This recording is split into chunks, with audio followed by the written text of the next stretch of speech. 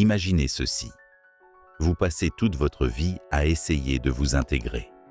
Il façonne votre discours, vos vêtements, vos choix. Tous à la recherche de l'approbation. Vous vous pliez à des attentes qui ne sont même pas les vôtres. Et, petit à petit, vous vous éloignez de ce que vous êtes vraiment. Vous avez peur d'être jugé. Elle cherche la validation dans des looks qui changent à chaque saison et s'accroche à l'idée que sa valeur dépend de la façon dont le monde la voit. Mais que se passe-t-il si tout ce qu'on vous a appris sur le fait de trop se soucier est en fait ce qui vous empêche de vivre? Et si la clé de la confiance, de la liberté et même du succès n'était pas dans le contrôle, mais précisément dans le lâcher-prise? Michel de Montaigne, penseur du XVIe siècle, a profondément exploré ce paradoxe. Alors que le monde autour de lui s'effondrait dans les guerres, il s'est retiré dans une tour silencieuse, non pas pour fuir, mais pour observer l'âme humaine. Ses essais ne cherchaient pas à endoctriner, mais à libérer. Et sa philosophie, loin d'être abstraite, est une boussole pour ceux qui veulent vivre avec légèreté, authenticité et paix intérieure.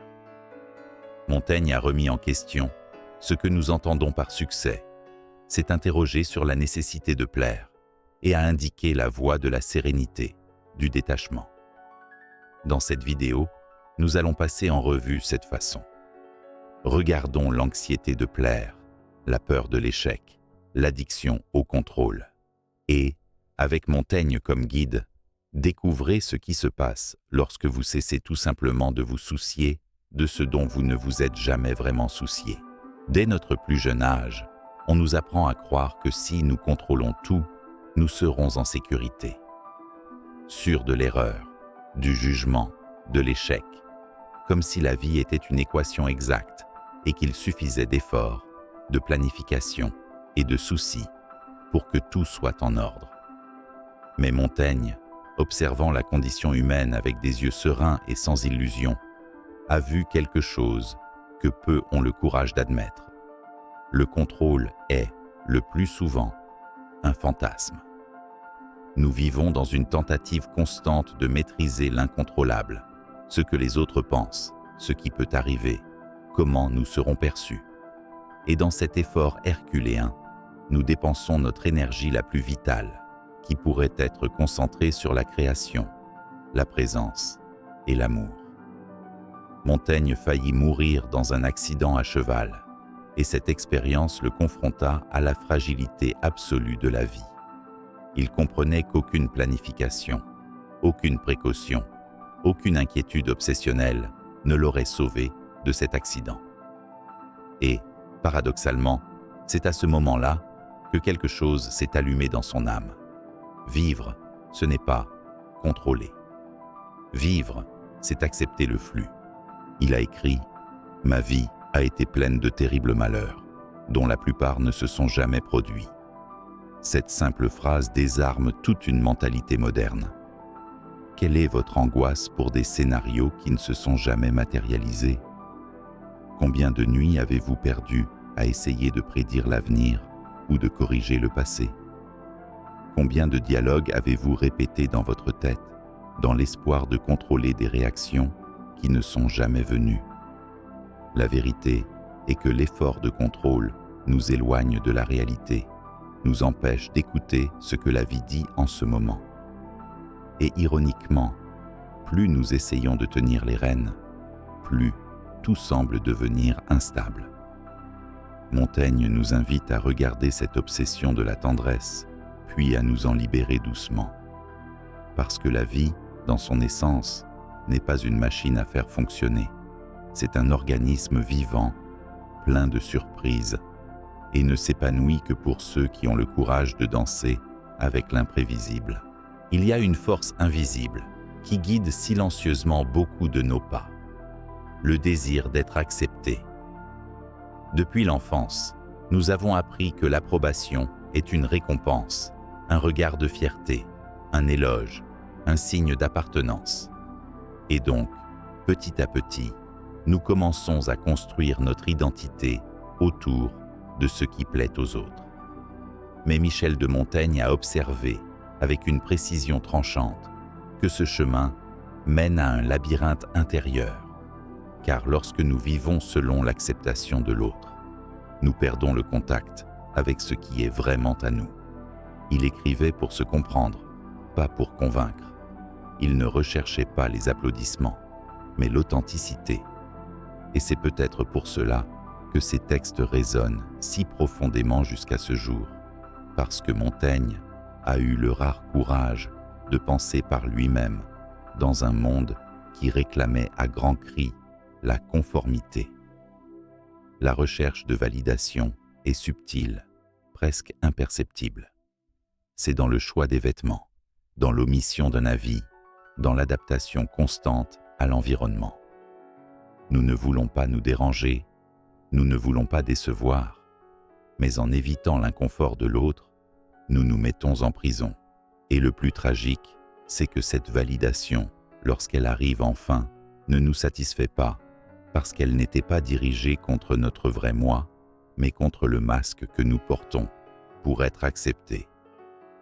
Montaigne propose une autre voie, celle de se connaître tellement, de s'accepter avec une telle intégrité que l'opinion des autres perd le pouvoir de blesser ou de façonner. Il nous invite à nous demander « À qui essayez-vous de plaire et pourquoi ?» Combien de décisions dans votre vie, professionnelle, affective, existentielle, ont été prises par peur du jugement et non par désir véritable? Lorsque vous cessez de chercher l'acceptation partout, vous découvrez quelque chose de rare et de précieux, l'acceptation de soi-même. Et à partir de là, les relations deviennent plus honnêtes, les décisions plus légères et la vie plus silencieuse à vous. Contrairement à ce que beaucoup de gens pensent, le détachement n'est pas la froideur, ce n'est pas l'indifférence, l'apathie ou l'évasion de la vie. Le détachement, c'est la clarté. C'est la sagesse de faire la distinction entre ce qui mérite notre énergie et ce qui ne fait que nous consommer. C'est savoir lâcher prise, non pas parce qu'on s'en moque, mais parce qu'il ne vaut plus la peine de s'y attacher. Michel de Montaigne a bien compris ce paradoxe. Il a observé comment les gens vivaient piégés dans des résultats, des attentes et des images idéalisées d'eux-mêmes. Et comment cela a généré une tension constante, une anxiété corrosive. Il ne se proposait pas de renoncer à la vie, au contraire, mais de vivre légèrement, d'agir avec dévouement mais sans obsession, d'aimer sans possessivité, de chercher sans se perdre en chemin. Dans sa retraite, Montaigne écrivit « Non par obligation, mais par curiosité, non pas pour être reconnu, mais pour être compris. » Et c'est dans cet espace de non-effort compulsif, dans ce vide créatif, que l'âme s'épanouit. Combien de fois dans votre vie avez-vous accompli quelque chose juste au moment où vous avez cessé de pousser, quand vous avez cessé d'essayer de convaincre, d'impressionner, de conquérir? C'est comme si l'univers répondait à la reddition par l'harmonie. C'est le paradoxe du détachement. Moins vous avez besoin de goûter, plus votre présence devient naturelle. Moins vous essayez de contrôler, plus les choses s'alignent d'elles-mêmes. Et ce n'est pas la chance, c'est la présence. C'est la cohérence entre ce que l'on ressent, ce que l'on pense et ce que l'on fait. C'est le magnétisme de ceux qui ne mendient pas à être acceptés parce qu'ils ont déjà trouvé un foyer en eux-mêmes. Montaigne nous enseigne que le détachement est, en fait, une forme de pouvoir, une puissance sereine, silencieuse, qui n'impose pas, mais transforme. Lorsque vous lâchez le poids de plaire, de contrôler, d'avoir l'air parfait, vous devenez assez léger pour marcher librement et assez ferme pour être qui vous êtes vraiment. Montaigne n'a pas été accepté, ni un héros tragique. C'était un homme profondément conscient de ses défauts et peut-être, pour cette raison, si sage. Il a subi des pertes importantes. La mort de 5 de ses 6 enfants en bas âge, la mort prématurée de son meilleur ami, Étienne de la Boétie, et l'effondrement politique et social d'une France en guerre civile. La douleur et la désillusion ne l'ont pas rendu cynique, elles l'ont rendu plus réel. Au lieu de s'endurcir, il a choisi de se retirer, de quitter la politique, de s'éloigner des postes de pouvoir et de se retirer dans sa tour, un espace de silence, de livres, de méditation. Là, parmi les couloirs de bois et les phrases latines inscrites au plafond de sa bibliothèque, il commence ce qu'il appellera l'étude de lui-même, non pas pour s'exalter, mais pour s'accepter. Dans ses essais, Montaigne expose son âme avec une rare honnêteté. Il avoue ses vanités, ses faiblesses, ses peurs, ses incohérences. Et c'est précisément cette vulnérabilité qui la rend universelle.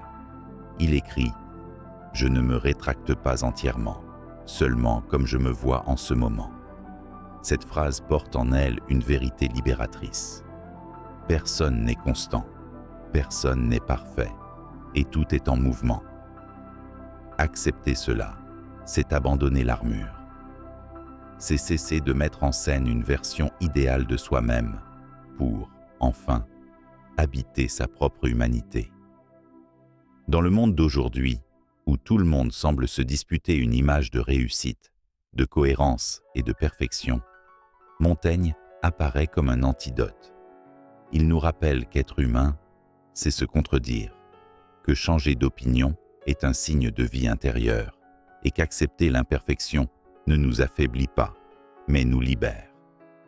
En cessant d'exiger de vous-même un idéal inaccessible, vous permettez au réel de se manifester, la légèreté de l'erreur, la beauté du doute, la paix de l'être simplement. Et ainsi, Montaigne nous livre l'une des leçons les plus curatives de la philosophie. La sagesse ne naît pas de la perfection, mais de l'intimité avec sa propre imperfection. S'il est un domaine où le détachement révèle sa vraie force, c'est bien dans les relations humaines. Montaigne, avec son regard profond et désabusé, a observé comment nous sommes devenus otages l'un de l'autre, non pas par amour véritable, mais par peur du rejet, de la solitude, de ne pas être assez.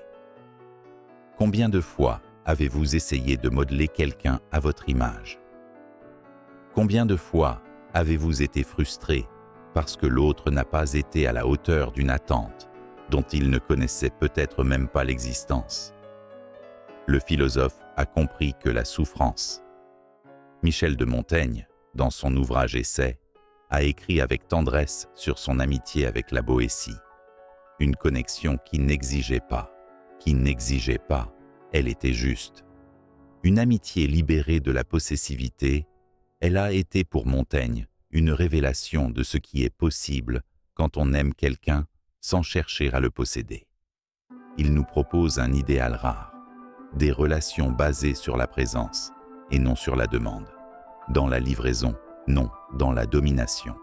Et c'est là que réside le paradoxe. Plus vous essayez de retenir quelqu'un, plus il s'échappe. Mais plus vous permettez à l'autre d'être, plus il choisit de rester.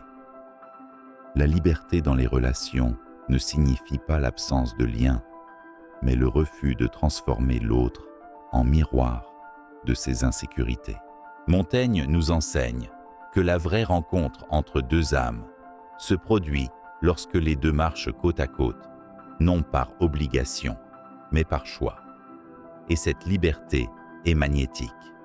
Il génère du respect, de l'admiration, de la profondeur. Il n'attire pas par la force, mais par la légèreté, non pas pour le contrôle, mais pour l'authenticité. Posez-vous la question suivante.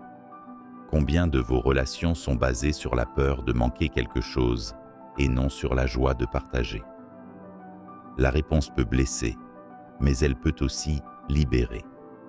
Il y a un instant silencieux, presque imperceptible, où quelque chose en nous se lâche tout simplement. Ce n'est pas abandonner, ce n'est pas de la faiblesse.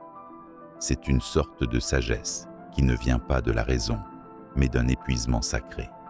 C'est le moment où l'on se rend compte qu'on ne peut pas tout contrôler, qu'on n'a pas à faire ses preuves tout le temps, que porter autant d'inquiétude n'a aucun sens. Ce moment, Montaigne l'a bien connu, et c'est de là que s'épanouit sa philosophie. L'abandon n'est pas un renoncement, mais une réconciliation avec la vie. Il ne proposait pas la passivité, mais une action exempte d'angoisse, une vie engagée, mais libre de garantie. Il a compris qu'il y a une paix profonde, qui ne naît que lorsque nous cessons de résister à l'impermanence du monde. Et cette paix est révolutionnaire, parce que lorsque vous lâchez le contrôle, vous devenez plus léger et, avec cette légèreté, vous voyez mieux, vous agissez plus clairement et vous devenez réceptif à l'imprévu. Que se passe-t-il lorsque vous cessez de vous soucier de ce que les autres pensent? Vous parlez avec plus de vérité. Que se passe-t-il lorsque vous cessez de rechercher la perfection? Vous agissez avec plus de courage. Et quand on lâche la peur de l'échec, on fait place à créer, à aimer, à vivre. La livraison à Montaigne n'était pas une évasion, c'était une présence. C'était d'arrêter de faire la guerre à la réalité et de commencer à danser avec elle. Et voici le plus grand paradoxe. Moins vous essayez de contrôler la vie, plus elle commence à s'aligner. Peut-être parce que, dans cet état d'abandon, vous devenez enfin ce que vous êtes. Et le monde répond à cette vérité avec harmonie. Montaigne nous a laissé un héritage silencieux, non pas de règles, de formules ou de certitudes, mais d'une présence plus complète dans la vie. Il nous a enseigné que l'obsession du contrôle est à l'opposé de la liberté, que l'effort constant pour plaire aux autres est le plus grand ennemi de l'authenticité, que la peur de l'échec est souvent le seul véritable obstacle entre nous et ce que nous désirons vivre. Tout au long de ce voyage, nous avons vu que lâcher prise n'est pas une question d'abandon.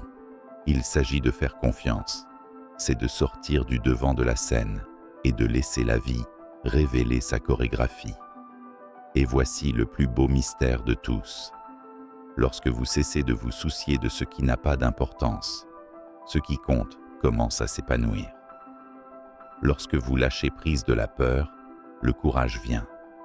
Lorsque le besoin de goûter est libéré, vient le pouvoir silencieux d'être simplement. Montaigne ne nous demande pas de changer le monde.